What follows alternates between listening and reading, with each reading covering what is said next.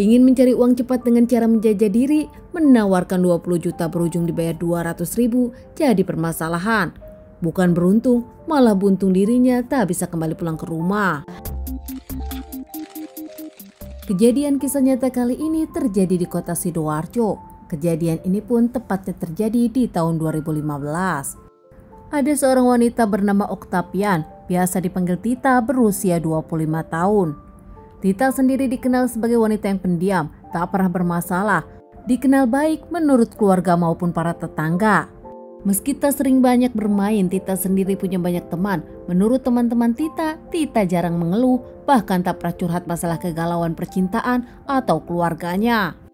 Ayah Tita sendiri bekerja di Jakarta sebagai mandor bangunan.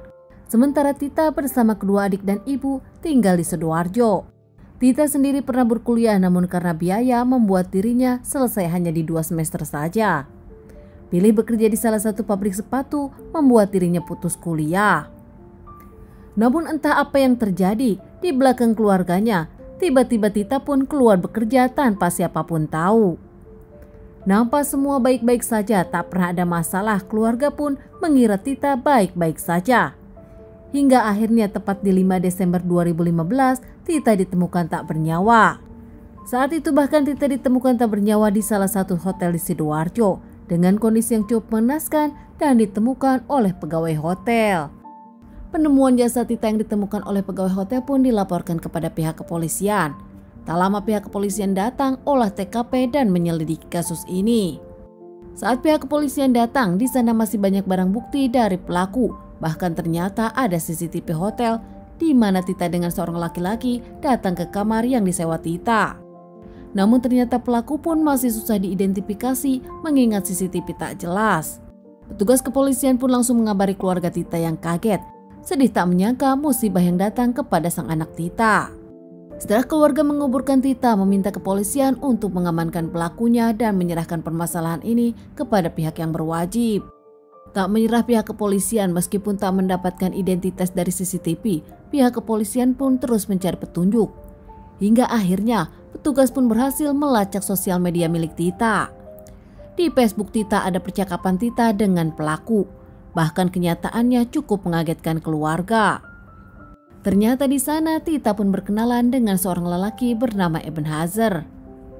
Eben sendiri sudah menikah dan punya 2 anak. Tinggal di Waru Sidoarjo, dikenal sebagai lelaki yang diam.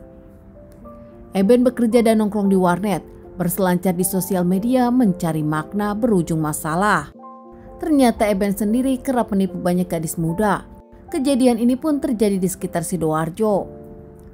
Tepatnya di tahun 2015, seorang lelaki yang dikenal baik, tak pernah macam-macam dan bekerja sebagai operator warnet, nampaknya berbeda dengan dunia maya yang digelutinya.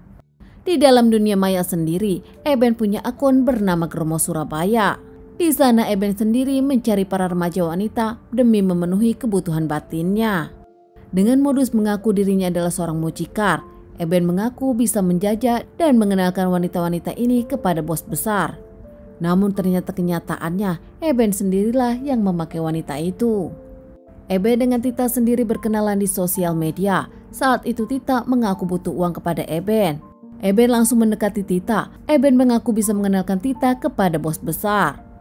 Tita yang senang dan berharap Eben bisa menjual dirinya senilai 20 juta. Tanpa tawar-menawar, Eben mengaku yakin bisa mendapatkan uang 20 juta tersebut dari orang yang dikenalnya. Hingga akhirnya bertemu dan check-in di Sidoarjo. Saat itu bahkan Tita yang membayar hotel.